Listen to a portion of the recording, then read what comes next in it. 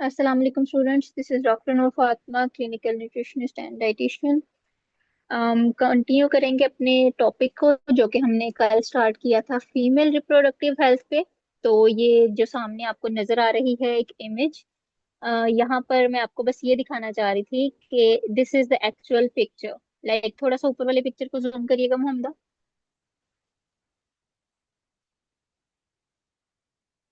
हाँ जी, ये देखें। लाइक ये साइज है, like this is to graph, like बिल्कुल सही साइज में आपको नजर आ रही है। ये साइड्स पे ओवरीज, वो जो वाइट पोर्शन है वो ओवरीज का है। उसके बाद फेलोपियन ट्यूब है, यूट्रस है ऊपर वाला, बैगी पार्ट, और जो लॉन्ग पार्ट है, हमारी जो नेक बनी हुई है, वो सारा वेजाइना है। अब उसके नीचे जो बिल्कुल ओपनिंग है, वेजाइनल ओपनिंग है, वहां पर अब जो ये था पार्ट अंदर का, ठीक है। अब बाहर हमारे कौन से होंगे जो हमने कल डिस्कस किए थे, सर्विक्स वगैरह, बाकी सारी चीजें हमारी बाहर वाले बॉडी की पार्ट है, और ये वाले हमारे अंदरूनी अंदर के ऑर्गन्स थे, ठीक है। दूसरी पिक्चर को देख लें थोड़ा सा, वो जूम करके उन्होंने दिखाया हुआ है उसमें कि ये आपका यूट्रस है, और ये छोटे छोटे स्पॉट्स शो हो रहे होंगे आपको।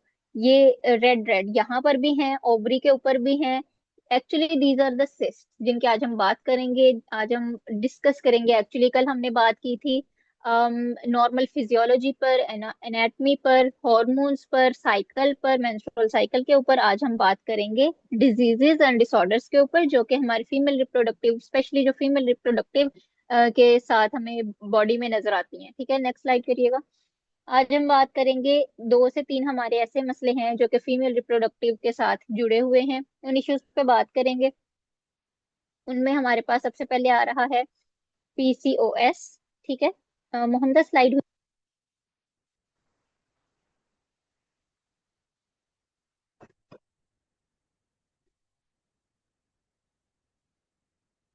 ओके। कॉमन जो रिप्रोडक्टिव हेल्थ के दो से तीन इश्यूज मैंने आपसे बोला था, एक तो हमारे पास आ गया पीसीओएस, फिर आ गया हमारे पास पीएमएस, मेनोपॉज। एक एक करके देखती हूँ। नेक्स्ट स्लाइड पे हमारे पास आ रहा है पीसीओएस, ठीक है। पीसीओएस अपने नाम से ही बता रहा है, लाइक आजकल तो आप हर दूसरे बंदे को ये कहते सुनोगे, न्यूट्रिशनिस्ट के मुंह पे आप ये सुनोगे, फार्मासिस्ट वो भी यही बात कर रहे हैं, डॉक्टर्स यही बात कर रहे हैं, even mostly females are saying क्या मुझे पीसीओएस है, मुझे नहीं है। आज हम ये सारी जितने भी इसके मसले हैं ना वो हल कर लेंगे, कि डायग्नोज कैसे करते हैं, लैब रिपोर्ट्स कैसे चेक करते हैं, अल्ट्रासाउंड कैसे देखते हैं, real deal, what is the real deal about PCOS, and not just के देख लिया एक्नी हो गई आपके मुंह पे तो अच्छा आपको पीसीओएस है। We will be debunking a lot of myths today. Polycystic ovary syndrome या PCOD, polycystic ovary disease, disease होती है जो एक बीमारी होती है, सिंड्रोम होता है जिसकी शाखें होती हैं, लाइक मोर देन वन, जो अमेलगम ऑफ डिजीजेस होता है ना, वो हमारा होता है पीसीओएस, यानी कोई भी सिंड्रोम होता है। तो पॉलीसिस्टिक, सिस्टिक निकला है सिस्ट से, सिस्ट कोई भी। अच्छा, there is so much to tell. अच्छा, जो सिस्ट है ना, वो तो हम किसी भी, कोई भी हमारी जो है ना फ्लूइड फिल्ड सैक, उसको हम सिस्ट कहते हैं। हमारा जो फॉलिकल था, कल हमने फॉलिकल्स के बारे में बात की थी। फॉलिकल, ओवरी में फॉलिकल्स है, फॉलिकल में एग बनता है, ठीक हो गया, हर मंथ ये काम हो रहा है। अब वो जो फॉलिकल था वो हमारा एक सिस्ट ही था। अब पॉलीसिस्टिक की जगह या तो इसका नाम पोली ओवरी होना चाहिए था, मतलब बहुत गलत नाम है, पोली एग होना चाहिए था क्योंकि एग्स ज्यादा बन रहे हैं। इट्स नॉट लाइक सिस्ट ज्यादा बन रहे हैं, सिस्ट, फॉलिकल तो वही है हमारे जो थे, ठीक हो गया। अच्छा, पॉलीसिस्टिक ओवरी सिंड्रोम। अच्छा, नेक्स्ट स्लाइड करिएगा। इसके बारे में हम देखते हैं कि अगर ये होता है तो कैसे होता है। सबसे पहले सिम्टम्स की बात कर लेते हैं, क्योंकि फीमेल्स अपने बारे में भी सोच सकती हैं, आपको अपना भी पता चल जाता है। इरेगुलर पीरियड्स पहला सिम्टम है। आपके पीरियड, जैसे मैंने कल आपको कहा था, इट्स नॉट अबाउट कि आपके 28 डेज का साइकिल है, 31 का है, 24 का है। इट्स अबाउट आपका इंडिविजुअली हर मंथ कैसा साइकिल रहता है। इट्स नॉट अबाउट किसी और के साइकिल 24 दिन का है, आपका 31 दिन का है। इट्स नॉट के आपका इरेगुलर पीरियड है, आपका इरेगुलर पीरियड है, आपको जैसे शुरू से होते हैं वैसे ही होने चाहिए। तो अगर पीरियड्स की इरेगुलरिटी है, वहां पर हमारे पास आ गया। फिर आ गया एक्नी, लाइक फेस के ऊपर हार्मोनल एक्नी, पस वाले जो आपके पिंपल्स निकलते हैं वो वाले, ठीक है। फिर आपके पास आ गया एक्स्ट्रा फेशियल हेयर।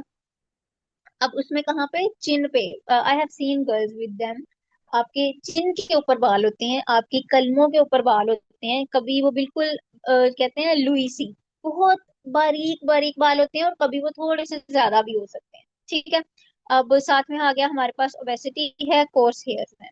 अच्छा, ये तो हो गए हमारे सिम्टम्स के। जो पीसीओएस वाली खातून है वो बहुत मोटी है यूजली, उनका वेट बहुत ज्यादा होता है, और ये सारा कुछ मिला के इस बात पे आ जाती है कि जी शायद हमें पीसीओएस है, ये वाले सिम्टम्स हैं। ठीक है। लेकिन हम बात करेंगे इसकी रूट कॉज की, कि होता क्या है। अच्छा, सबसे पहले ना, इससे भी पहले मैं आपको बताऊं कि पीसीओएस में होता क्या है। आपकी जो अगर आप अल्ट्रासाउंड करवाते हो ना, जो आपको इमेज नजर आती है, उसके अंदर आपकी ओवरी का साइज बड़ा हुआ होता है, या आपके जो फॉलिकल्स हैं, ठीक है, ओवरी, आपको पता है ना, दो ओवरीज हैं, या तो वो साइज में बड़ी हैं जब आप वेजाइनल अल्ट्रासाउंड करवाते हैं। दूसरी चीज, उसके जो फॉलिकल्स के नंबर हैं, लाइक 6 से 8 फॉलिकल्स होते हैं फॉर इंस्टेंस एक ओवरी में, अब 20 हैं, फॉलिकल्स ज्यादा हैं, तो that is why I was saying. अच्छा, एक ये बात, और जो फॉलिकल्स हैं उनके अंदर एग्स, ऑब्वियसली एग ने बनना था, एग मैच्योर नहीं हो पा रहा, और रिलीज हो रहे हैं, like they are trying to release. Eggs का भी नंबर ज्यादा है, फॉलिकल्स का भी नंबर ज्यादा है, ये मसला आता है जिसमें हम कहते हैं इसको पॉलीसिस्टिक ओवेरियन सिंड्रोम। ठीक है। अब अगर इसके रूट कॉज की बात करें हम, कि मसला होता कैसे है, हार्मोनल इशू होता है। दो हॉर्मोन्स मेजर जो हमारे हैं ना, वो काम खराब कर रहे होते हैं, जिनमें से पहला है एलएच, दूसरा है टेस्ट इंसुलिन। ठीक है। अब एलएच है हमारा ल्यूटिनाइजिंग हार्मोन। आपने, याद होगा आपको, कल हमने बात की थी एलएच के बारे में, कि जो ल्यूटिनाइजिंग हार्मोन है वो कब एक्ट करता है, 12 to 14th डे पे मैक्सिमम एक्टिविटी होती है एलएच की, ल्यूटिनाइजिंग हार्मोन की, और काम इसका होता है एग को रिलीज करवाना, मेच्योर एग को ओवरी के अंदर से रिलीज, फॉलिकल के अंदर से रिलीज करवाना। ठीक है। ओवरी के अंदर फॉलिकल्स है ना, तो जोन सा वाला फॉलिकल बन रहा था जिसके अंदर एग बन रहा था हमारा, बन रहा था, अब वो मेच्योर हो गया है एफएसएच के अंदर, उसने काफी ज्यादा वो बन गए। अब उस मेच्योर एग को रिलीज किसने करवाना है, एलएच ने। होता क्या है, इस एलएच की कंसेंट्रेशन हो जाती है बॉडी में ज्यादा। ठीक है। एलएच का काम क्या है, एग को रिलीज करवाना। अभी मेच्योर हुआ भी नहीं था एग, उसने तभी काम करना शुरू कर दिया। अच्छा, दूसरा काम जो एलएच करता है जिसकी वजह से असल नुकसान होता है, एलएच की कंसंट्रेशन जब ज्यादा होती है वो एंड्रोजन्स को बढ़ा देता है, फॉर इंस्टेंस टेस्टोस्टेरोन। टेस्टोस्टेरोन हमें पता है मेल हार्मोन है, लेकिन ऐसा नहीं है कि हमारे अंदर वो होता ही नहीं है, फीमेल्स के अंदर कम अमाउंट में वो टेस्टोस्टेरोन मौजूद होता है। लेकिन जब एलएच बढ़ता है तो एंड्रोजन्स बढ़ जाते हैं, टेस्टोस्टेरोन यानी बढ़ जाता है। टेस्टोस्टेरोन बढ़ने की वजह से अब इरेगुलर पीरियड्स, कोर्स वॉइस, आपकी आवाज भारी होना शुरू हो जाती है, आपके एक्स्ट्रा फेशियल हेयर हैं which they are not suppose to be there, फिर एक्नी। ठीक है। ओबेसिटी। अच्छा, ओबेसिटी को अब दूसरे हार्मोन से लिंक करते हैं, इंसुलिन। इंसुलिन बॉडी में ज्यादा हो रही है। अच्छा, इंसुलिन आती कहाँ से है, कब आती है, तो थोड़ा सा इसको रिवाइज करते हैं। कुछ खाया, ग्लूकोज बना ब्लड के अंदर, पैंक्रियास से इंसुलिन आ गई, ताकि उस ग्लूकोज को सेल के अंदर डाल दिया जाए, वो यूज हो जाए। Simple process. अब आप खा रहे हैं ज्यादा इस तरह का फूड, यानी मैं डायबिटीज के बारे में भी कहती हूँ, इसके बारे में भी, कि आपकी जेनेटिक प्रीडिस्पोजिशन होती है कुछ बीमारियों की, लेकिन अगर आप इन्वायरमेंटल फैक्टर्स को साथ ना मिलने दें तो सही रहता है काम। अगर आप इन्वायरमेंटल फैक्टर्स को साथ मिला लेते हैं, फॉर इंस्टेंस बहुत ज्यादा जंक खा रहे हैं, प्रोसेस्ड फूड खा रहे हैं, होल ग्रेन्स नहीं खा रहे, तो क्या होता है, वो ग्लूकोज फौरन से ब्लड में गई, इंसुलिन फौरन से भागी चली गई। इंसुलिन, क्योंकि बॉडी ने फील किया कि भाई ग्लूकोज लेवल ज्यादा है, हमें रिलीज करनी है इंसुलिन, फौरन आई स्पाइक, ठीक हो गया। अब उस स्पाइक से वो सेल्स को डिस्टर्ब करती है, जितनी ज्यादा ब्लड के अंदर मोबाइल इंसुलिन होती है उतना वो सेल्स को डैमेज करती है, इंसुलिन की रेजिस्टेंस क्रिएट होती है, फैट। अब वो जो ग्लूकोज है वो एज अ फैट स्टोर्ड होता है बॉडी में, रेजिस्टेंस, एक लेयर फैट की सेल्स के अराउंड क्रिएट हो जाती है, जिसकी वजह से वो इंसुलिन काम नहीं कर पाती, इंसुलिन की रेजिस्टेंस बन जाती है, ग्लूकोज सेल के अंदर नहीं एंटर हो पाता। अब ब्लड की शुगर जो है, ग्लूकोज जो है वो ज्यादा ही है, क्योंकि इंसुलिन अपना काम नहीं कर सकी, लेकिन इंसुलिन भी वहां पर है, ग्लूकोज भी वहां पे है। अब ग्लूकोज की मौजूदगी की वजह से आपकी बॉडी को लग रहा है कि इंसुलिन की नीड है, और इंसुलिन आ गई पीछे। You see the vicious cycle. Glucose ज्यादा था, इंसुलिन आया, काम यहाँ पर खत्म हो जाना चाहिए था, लेकिन इंसुलिन की हो गई रेजिस्टेंस, बिकॉज सेल्स डैमेज हुए, बिकॉज इंसुलिन की स्पाइक हुई, बिकॉज फैट डेपोजिशन हुई, इंसुलिन की रेजिस्टेंस हुई। अब ग्लूकोज खत्म नहीं हुआ ब्लड से, ब्लड में है ग्लूकोज, पेंक्रियाज ने मजीद इंसुलिन को भेज दिया। आई रिपीटेड इट ताकि अगर किसी को नहीं भी समझ आया तो अब तक आ गया, ठीक है। अब ये जो इंसुलिन है ये क्या करती है, सेम थिंग, इंसुलिन एलएच को बढ़ा रही है, एलएच क्या करेगा आगे से, टेस्टोस्टेरोन को बढ़ाएगा, टेस्टोस्टेरोन की वजह से अगेन हमारा जितना भी पीरियड्स की रेगुलरिटी थी गई, एक्नी आ गई, एक्स्ट्रा फेशियल हेयर हो गए, यानी जो मेल करेक्टरिस्टिक्स थे वो आने शुरू हो गए।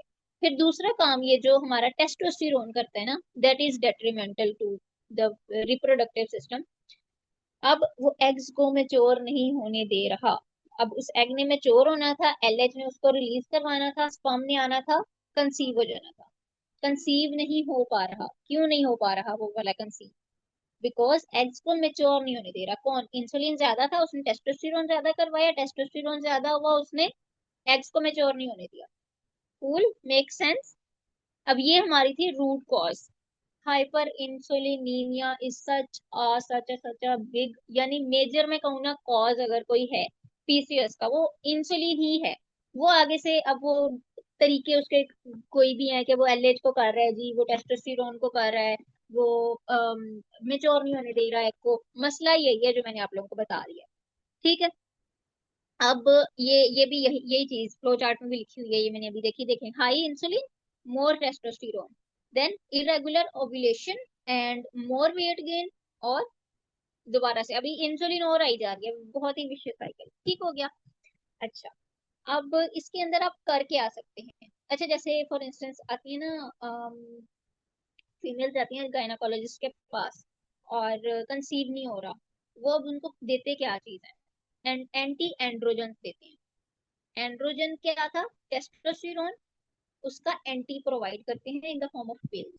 फिर कॉन्ट्रा, अगर लेकिन वो अगर कंसीव करना चाह रही है, लेकिन अगर कोई अनमैरिड फीमेल जाती है ना, तो उनको वो देते हैं कॉन्ट्रासेप्टिव पिल्स, ठीक हो गया, उससे उनके पीरियड जरा नॉर्मल हो जाते हैं। दूसरी चीज आजकल जो दी जा रही है वो है मेटफॉर्मिन, डायबिटीज के लिए देते हैं ना मेटफॉर्मिन, पता ही होगा अब तक तो आप लोगों को, आप इस बिजनेस में हैं तो। मेटफॉर्मिन होती है डायबिटीज के लिए, लेकिन अभी हमने देखा कि मसला कहाँ पे आ रहा है पीसीओएस में, अबाउट इंसुलिन।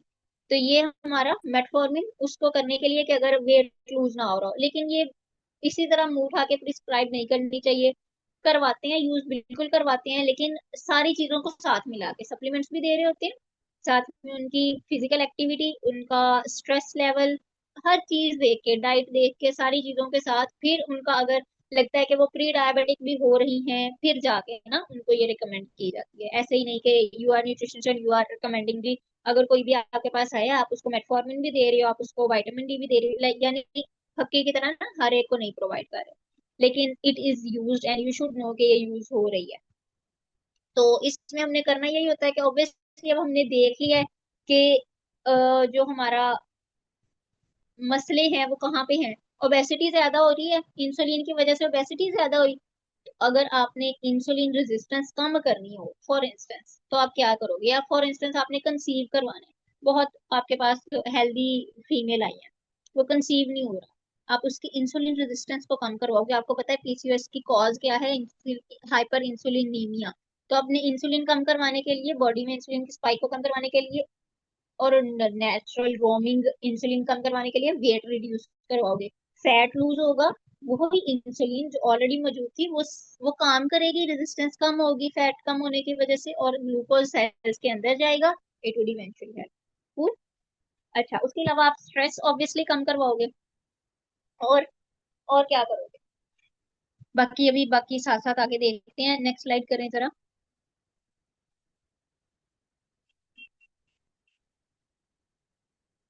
ओके, यही जो मैं अभी आपसे बातें कर रही थी कि आप क्या करोगे, इंसुलिन रेजिस्टेंस को कम करोगे, वेट को कम करोगे और स्ट्रेस को कम करोगे।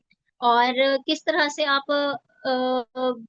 वेट कम करवाना, किस तरह से कंसीलिंग के साथ, मतलब अगर किसी किसी का वेट ज्यादा है तो वो डॉक्टर के पास जा रहा है, कल भी ये बात हुई थी, तो वो कह रहे हैं कि आप अपना वेट कम करें और आप कंसीव कर लेंगी। तो किस तरह से ये कनेक्टेड है, I hope you guys will now be able to answer that. And okay, next slide. ठीक है, बात करेंगे डायग्नोसिस की। Very important, oh my god, such such such important thing. आपके पास न्यूट्रिशनिस्ट के पास आ रही है ये न्यूबी, स्पेशली जो हमारी न्यूट्रिशनिस्ट है फिफ्थ सेमेस्टर वाली या सेवन्थ वाले जो बच्चे हैं, ठीक है। और मुझे पीसीओएस है। कैसे है आपको पीसीओएस? मेरे एक्स्ट्रा फेशियल हेयर है, मेरे साइकिल इरेगुलर है, या फिर के लाइक मुझे पीरियड्स टाइम पे नहीं आ रहे, मुझे पीसीओएस है। हाउ आर यू श्योर के उस बंदे को PCOS? Are you recommending the person supplements for it? Inositol दे रहे हो आप उनको, पूरी पीसीएस की डाइट फॉलो करा रहे हो यू। जब तक डायग्नोसिस सेट नहीं होता आप उसको कुछ भी ऐसा नहीं दे सकते। मेटफॉर्मिन तो बहुत दूर की बात है, ठीक है। अब हम इसके लिए यूज करते हैं, जो हम यूज करते हैं ना, वो है रोटरडैम क्राइटेरिया। इसमें होता है कि आपने तीन में से दो चीजें होनी चाहिए। तीन में से कोई सी दो है ना, तो आपको है पीसीओएस, ठीक है।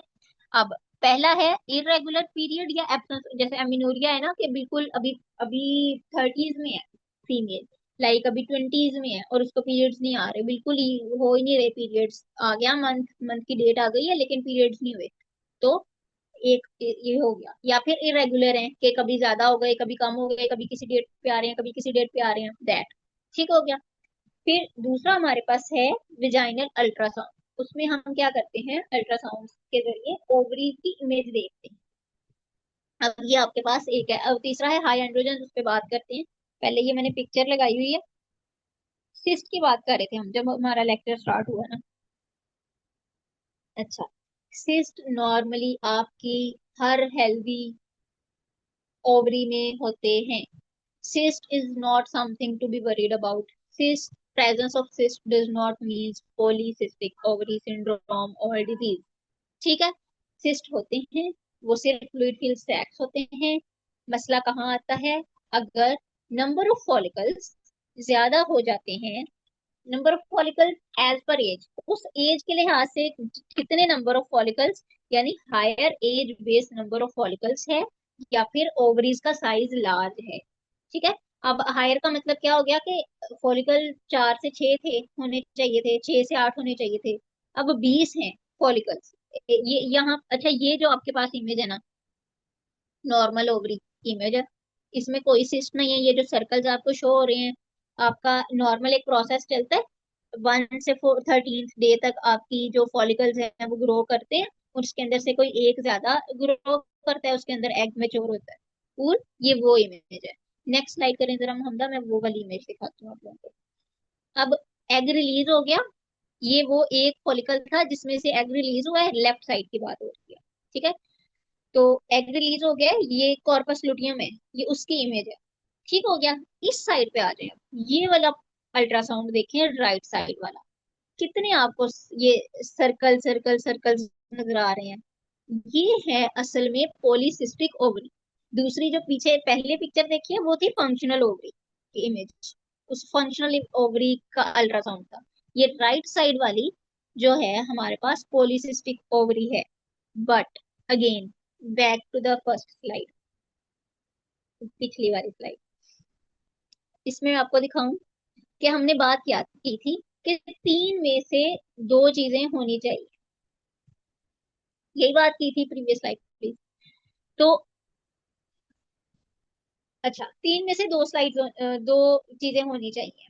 तो अगर उस बंदे की जो है मेंस्ट्रुअल साइकिल बिल्कुल नॉर्मल है, उसकी एंड्रोजन लेवल बिल्कुल ठीक है, लेकिन उसका वजाइना ये थर्ड वाली इमेज शो कर रहा है, तो उसको पॉलीसिस्टिक ओवरी नहीं है।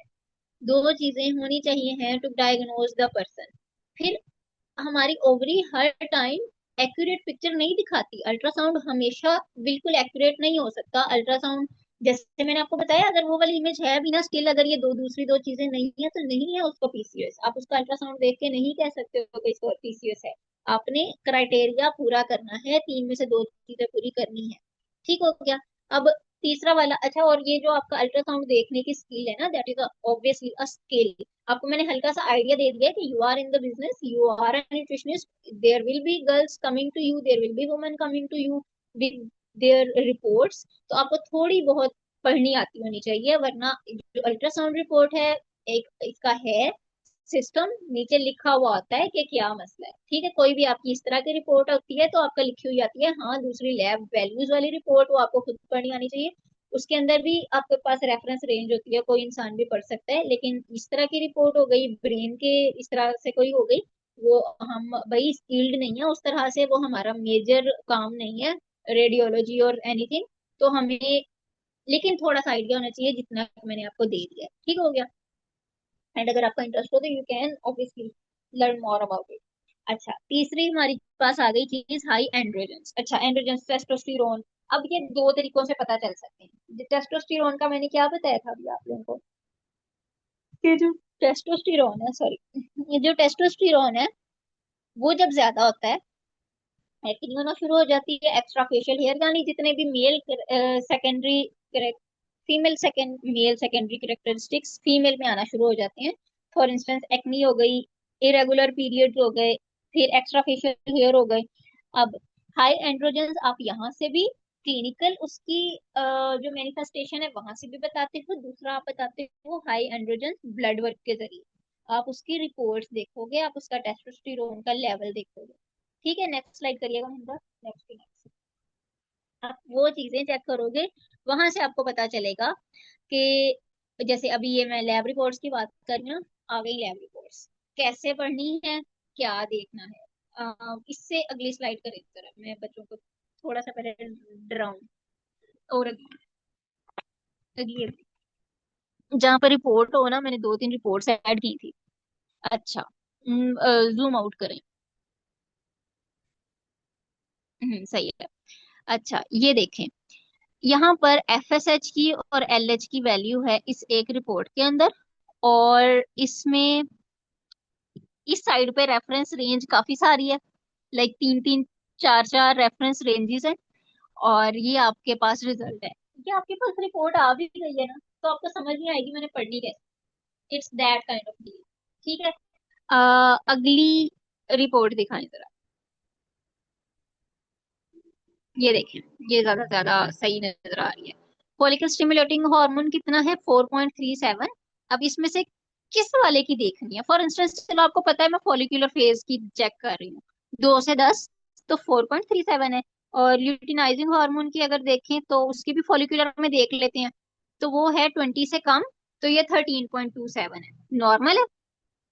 अभी मैं आपको गलत प्रूव करूंगी बाय द एंड ऑफ ये जो पिछली स्लाइड है ना, वो मैं एक्सप्लेन करके ना, फिर आपका आपकी ये वाली ये जो रिपोर्ट है, ये मैं बता देती हूँ आपको, ये पीसीओएस की रिपोर्ट है।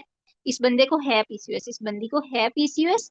लेकिन फॉलिकुलर फेज के अंदर मैंने अभी आपको चेक करवाया, फॉलिकुलर फेज में 2 से 10 नॉर्मल रेंज थी, और वो 4.37 है, नॉर्मल है। फॉलिकुलर फेज में उसका एलएच 20 से कम होना चाहिए था, 13.27 है, नॉर्मल है। लेकिन स्टिल ये पीसीओएस है इस बंदी को, कैसे, ये अभी हम देखते हैं कि ये रिपोर्ट कैसे रीड करते हैं। दिस इज ऑल्सो समथिंग जो कि नहीं आ रहा होता, डॉक्टर्स को भी नहीं आ रहा होता, और वो भेज रहे होते हैं कि ये चेक पढ़ दें हमें। पीछे आ रीडिंग रिपोर्ट वाली जहां से हमने स्टार्ट की थी ना बात, उस पे आ जाए यहाँ। अच्छा, एक तो आपने जब टेस्ट करवाना है तो फॉलिक्यूलर फेज के डे 2 पे करवाना है। जब आपका मेंस्ट्रुएशन स्टार्ट होती है ना, तो वो आपकी फॉलिक्यूलर फेज होती है। ठीक है, फॉलिकल बन रहे होते हैं ना, फॉलिकल में एग मेच्योर हो रहा होता है, फॉलिकल बन रहे होते हैं। तो यानी मेंस्ट्रुएशन का डे 1 आपकी फॉलिक्यूलर फेज का डे 1 होता है।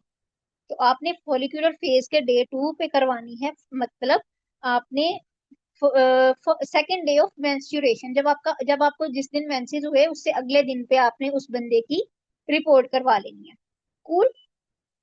उसे कहना है उस दिन जाके आपने रिपोर्ट के लिए अपना मतलब सैंपल देना है, और रिपोर्ट उससे अगले दिन आ जाए या जब भी आ जाए। ठीक हो गया। अब ये दो टेस्ट एफएसएच और एलएच की बात करते हैं। अब नॉर्मल वैल्यू एफएसएच की 3 से 10 इंटरनेशनल यूनिट पर लीटर और एलएच की 2 से 10 इंटरनेशनल यूनिट पर लीटर होती है।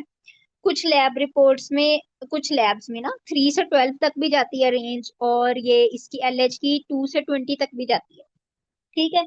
तो ऑब्वियसली जो भी उन्होंने अपना पैरामीटर दिया होगा हम उसी के बेस पे उसको देख रहे होंगे। लेकिन असल डील इनकी फेज के लिहाज से इनकी इंडिविजुअल वैल्यू को देखना नहीं है। हमने ये देखनी इस तरह से होती है कि आपस में इन दोनों की वैल्यू देखनी होती है। अब ये ग्राफ दिखाएं मुझे मोहम्मद। ओके। अब देखें, ये एफएसएच और एलएच की ही वैल्यू देखते हैं। ये है आपके डेज ऑफ मेंस्ट्रुअल साइकिल। ठीक है। और एफएसएच क्या होता है, बढ़ता है। ठीक है। और जहां पर और फिर 12th डे पे जाके थोड़ा कम हो जाता है, और फिर इसकी पीक आती है जब ओव्यूलेशन है। ठीक है। उसके बाद फिर ये कम होना शुरू होता है और कम हो जाता है। इसी तरह एलएच को देखते हैं। तो यही बात थी ना, क्योंकि एफएसएच ने क्या करवाना होता था, फॉलिकल स्टिमुलेटिंग हार्मोन का काम क्या था, अगर आपको कल वाला लेक्चर नहीं भूला, इसने क्या करवाना था फॉलिकल याद? मैच्योरेशन करवानी होती थी।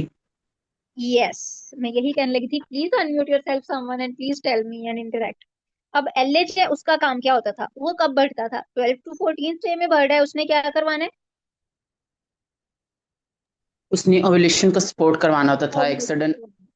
अब लेकिन जब शुरू के अंदर शुरू होता है ना जब ये काम, तब एफएसएच की वैल्यू ज्यादा होती है देन एलएच। ऑब्वियसली एफएसएच का काम ज्यादा है ना उस टाइम पे। एलएच का काम तो 12 to 14 डे पे जाके आ रहा है, बेसिकली 14th पे आ रहा है, 12 से वो पीक पकड़ना शुरू करता है।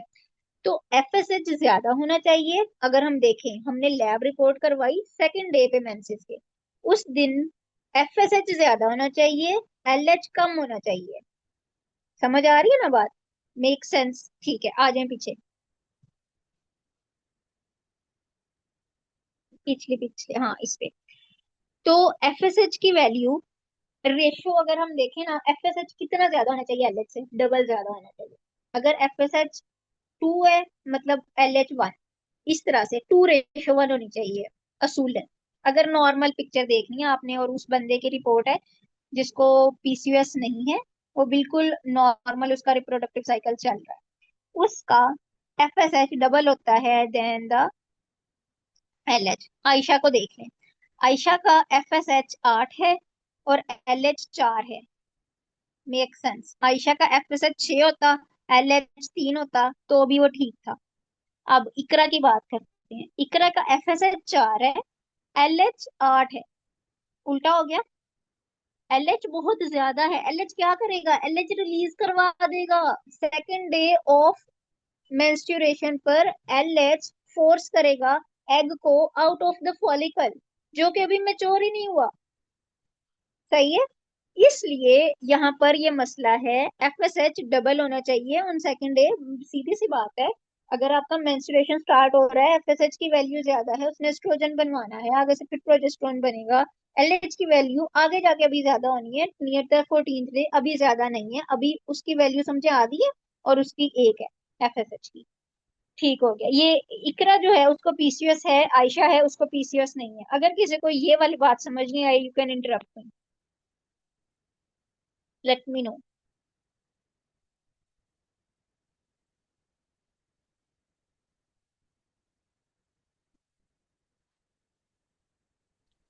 मैम बच्चों समझ दोबारा आई है नहीं आई रिपीट है कर कुछ? देंगे क्या?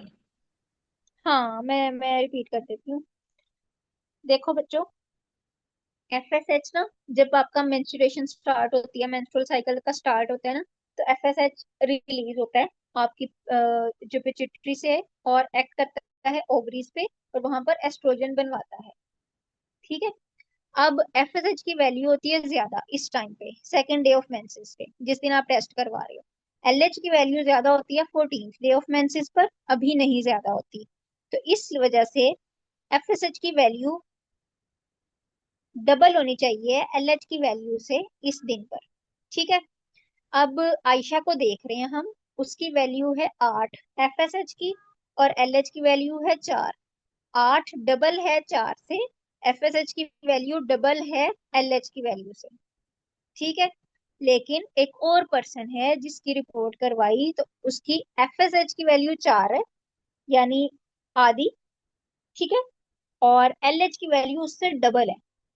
ठीक है। ज्यादा वैल्यू किसकी होनी चाहिए इस टाइम पे? एफएसएच की। एलएच की वैल्यू अगर हम करवाते 14th डे पर टेस्ट, उस दिन ज्यादा होनी चाहिए थी, अभी नहीं। किसने पूछा था? अब समझ आया? यानी एफएसएच की value second day of period पे डबल होनी चाहिए है एलएच की वैल्यू से। आपने इन दोनों की वैल्यूज को जी मैम। आपस में कंपेयर करना मैम है। एफएसएच की जो है ना वैल्यू बड़ी होनी चाहिए ना, यस, compared to बड़ी LH। बड़ी होनी चाहिए, और इतनी बड़ी होनी चाहिए कि जो भी एलएच की वैल्यू उससे डबल हो। अगर एलएच की वैल्यू 5 है तो एफएसएच की वैल्यू को 10 होना चाहिए। डबल का डिफरेंस आना चाहिए। सबसे पहले एलएच की वैल्यू चेक कर लिया करें। एलएच की वैल्यू अगर 3 है, एफएसएच की यानी 6 होनी चाहिए। ठीक है। अब दूसरे पर्सन का हम देख रहे हैं, इकरा का। उसकी एलएच की वैल्यू थी 8। तो फिर इस तरह से तो अगर एफएसएच की वैल्यू 16 होती तो हमने कहना था हाँ भाई सही है। ठीक है। लेकिन वो वैसी रेंज से निकल जाना था, वो एक अलग मैटर है। अगर एलएच की वैल्यू 5 होती तो एफएसएच 10। अब यहाँ पर एफएसएच की वैल्यू कम है और एलएच की वैल्यू ज्यादा है, इस वजह से इस बंदे को पीसीओएस है। क्योंकि उसकी जो एलएच है, वो काम क्या करेगा? वो फॉलिकल के अंदर से एग को रिलीज करवा देगा, प्री मेच्योर एग को, वो भी मेच्योर नहीं हुआ, और बहुत ज्यादा हो जाएंगे। इसी तरह एग्स का नंबर भी बढ़ जाएगा, फॉलिकल्स का नंबर भी बढ़ जाएगा, और हमें अल्ट्रासाउंड में वो पर्ल नेकलेस नजर आएगा, जो हमने अभी अल्ट्रासाउंड रिपोर्ट में देखा था। फॉलिक्यूल डे 2 और menstruation day 2, that is actually the same thing, because follicular phase तभी स्टार्ट होती है जब आपका मेंस्ट्रुएशन स्टार्ट होता है। आपके मेंसेस का फर्स्ट डे फॉलिकुलर फेज का डे 1 होता है।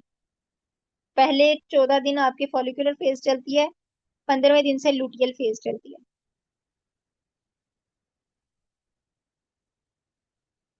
Got it?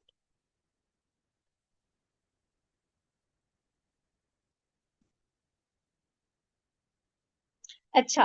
जो आपकी ऑलरेडी बनी होती है ना, काम साइड बाय साइड चल रहा होता है। मोहम्मदा में आप, अच्छा बच्चों को अगर नहीं पता कि मैं क्या आंसर कर रही हूँ, menstruation is shedding and FSH is follicle maturation, तो ये दोनों सेम कैसे हैं? इसका आंसर करने लगी हूँ कि एक जो आपकी एंडोमेट्रियम थी ना, वो टूट रही है, उसका अपना काम चल रहा है। ठीक है। यूट्रस के अंदर। एक है आपकी ओवरी। डेज वही है। पहला दिन है मेंस्ट्रुएशन का, हो क्या रहा है?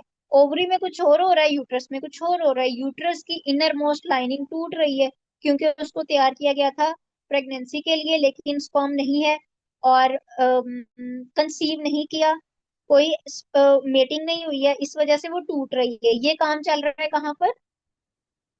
यूट्रस के अंदर। यूट्रस सेंटर वाला पार्ट, वो बैगी स्ट्रक्चर। फिर दो साइड्स पे ओवरीज थी, उनके अंदर इस टाइम कुछ और हो रहा है। वो, उसके अंदर क्या हो रहा है? उसके अंदर जो फॉलिकल्स है उनके अंदर एग बन रहा है। वो एफएसएच उसके ऊपर एक्ट कर रहा है और उसको उनमें फॉलिकल्स की डेवलपमेंट करवा रहा है। यहाँ पर टूट रहा है, दो अलग स्ट्रक्चर्स में दो अलग काम हो रहे हैं। Got it Mohammad?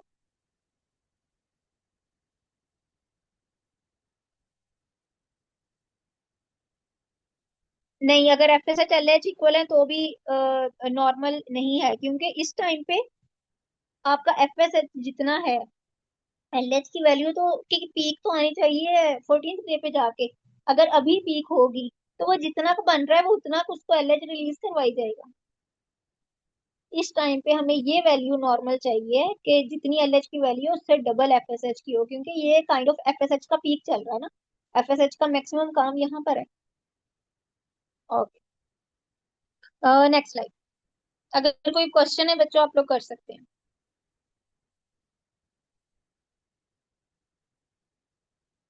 अब हमारे पास आ गई लैब रिपोर्ट, असल वाली, उसको देखते हैं। फॉलिकुलर फेज के डे 2 पे करवाना था, तो कौन सी वाली वैल्यू चेक करेंगे हम? फॉलिकुलर फेज वाली। फॉलिकुलर फेज की वैल्यू 3.5 से 12.5। मैंने कहा था ना 2 से 10 एवरेज रेंज है, 3 से 10 की, 3 से 12 की भी होती है। तो ये वाली लैब ने कहा है 3.5 से 12.5 आपकी जो है ना वो सही